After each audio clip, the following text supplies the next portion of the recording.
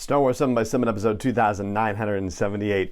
It's an Andor Monday, and because I had the opportunity to see Rogue One in IMAX on the re-release over the weekend, I thought, you know what? Now's as good a time as any to start talking about Rogue One and what it tells us about Cassian Andor and how it might reflect on the events of the Andor series. And we're going to do this all week long because, hey, it's a big movie, so we're going to talk about the first half hour of Rogue One today. Punch it.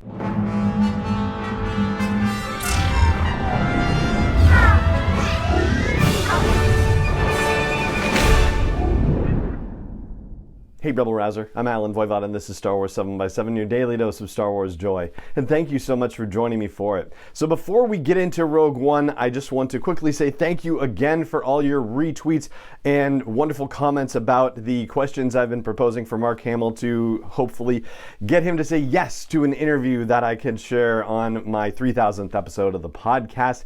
And I've got the fourth question out there too. All of them are linked to the blog post for this show's episode at sw7x7.com and in the show notes for this. And if you continue to like and retweet and share, I would really appreciate it. I would love to bring this conversation to you. So I've broken down this first 30 minutes of the film into essentially 9 scenes, 9 combinations of scenes, if you will. There's the opening and then Jyn waking up in prison. Now, nothing jumps out at me as especially relevant to Andor in the opening, but the second scene, the Ring of Kafrene scene, yeah, that definitely weighs in on the Andor series and on Cassian's character in particular and how he's gotten to the point where he's willing to kill an informant just to make sure that he escapes. And we learned from this scene that Cassian has an informant who is embedded with Saw Gerrera's partisans. I mean, Tivik is saying that he's there with Saw's people and they're going to leave without him if he doesn't get there. And that opens the door to a question of whether Cassian and Saw have ever met. And if so,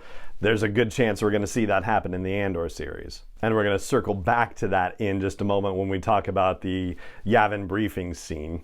Now, another thing I want to flag is how Tivik says that Saw's right, there are spies everywhere. And we know that Saw is really at a very deranged and detached from reality place by the time we meet him in Rogue One. So 5 years earlier, he's not going to be that far down the line, but there's a good chance that he's going to be a significant part of the way there, especially considering the Saw Gerrera that we see depicted in Beth Revis's novel Rebel Rising. If that's any indication, then yeah, he is definitely going to be suspicious and paranoid even as we meet him in the Andor series. Then we move on to the Yavin briefing, and that's where I'll circle back to Cassian's thing about needing somebody who can get them in the door to Saw without getting killed. The fact that that would just happen immediately suggests, number one, if Cassian's involved, maybe they have actually met and there's a history and it's a very bad one. Or number two, it relates to what Mon Mothma tells Jyn in this meeting. And here's the line, paraphrase more or less, that Saw is an extremist. He's been fighting on his own since his break with the rebellion, and his militancy has caused the Alliance a great many problems. So for all we know, Saw has his own vendetta against the Alliance to restore the Republic, and whatever it is that they did to him, either real or imagined, to create the break between his partisans and the Alliance to restore the Republic. Not that it really matters in the eyes of the Empire, because the Empire will just stomp both of them out with no worries about, oh, well, at least the Alliance was worried about collateral damage and they tried not to harm civilians. Like, yeah, we'll go a little bit easier on them. No, obviously the Empire's not going to do that. But Mon says that the mission is to find Galen Erso and return him to the Senate for testimony. That's an indicator, too, that she's still trying to work within the system. And we talked not too long ago about how, as we find Mon Mothma in the Andor series, that she is, as described by Genevieve O'Reilly, kind of like a bird in a gilded cage, and she's trying to work within the system in this very paternalistic, misogynistic, fascist system, and it's not going well. And yet, she has been trying to do this for a significant amount of time. But I guess has been hedging her bets for a while as well, and moonlighting in treason, as Alexander Freed puts it in the short story that we discussed on yesterday's podcast. But then, of course, Cassian gets different orders from Draven to kill Galen Erso, and that does also make you wonder where the real power is in the Alliance to restore the Republic. And I think maybe we might have to explore that a little more deeply in a future episode. But we're going to move on and talk about Tarkin and Krennic discussing the Death Star. And one particular scene I thought was notable, and it's also a Senate-related one, is that because of the delays that have happened with the Death Star project, and Tarkin puts them squarely on Krennic's shoulders. He says, you know, you've made time an ally of the rebellion, and if they find out about this project because of your security slip, then countless systems will flock to the rebellion. And Krennic's response is, once this thing is done, the Senate won't even be a problem at all. And that's, of course, interesting forward looking into A New Hope, but it's also interesting backward looking into Andor, because even at this time, which will be around 14 years after the fall of the Republic, there is still a democratic facade in place, and the Empire is trying to work with that facade even as they are crushing planets left and right. So there's definitely going to be tension between the Senate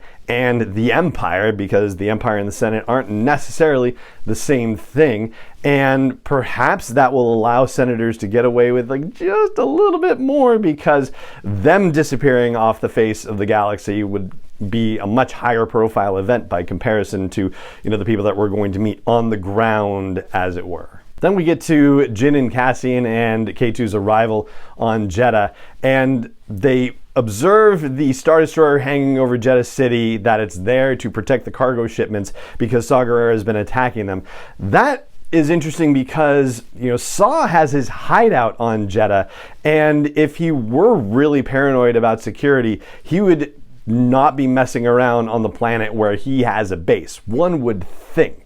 But maybe his illnesses are at the point where it just doesn't matter anymore necessarily, and so he's still going to be paranoid, but he's going to make riskier decisions like attacking the cargo shipments. So I imagine we're probably going to see a more circumspect Saw Gerrera in the Andor series, and he's not going to be carrying out attacks on Jedha, but also there's probably not going to be reason to either. I mean, we don't know how long the Empire has been taking Kyber out of the Temple of the Guardians of the Temple of the Kyber for the Guardians of the Wills are protecting, right? We don't know how long that's been going on, but I imagine that it probably hasn't been going on for all that long. In other words, I don't think we're going to see that in the Andor series just yet. There are all sorts of other places where they could be getting Kyber from, and it's supposed to be super low profile, so we're probably not going to see it just yet.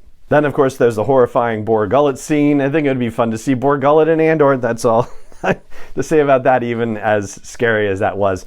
Then we have Cassian and Jyn in Jedha City roaming around, and Cassian tells Jyn that he had a contact within Saw's rebels, but he's gone missing, and his sister's going to be looking for him, and so he's going to meet the sister at the temple.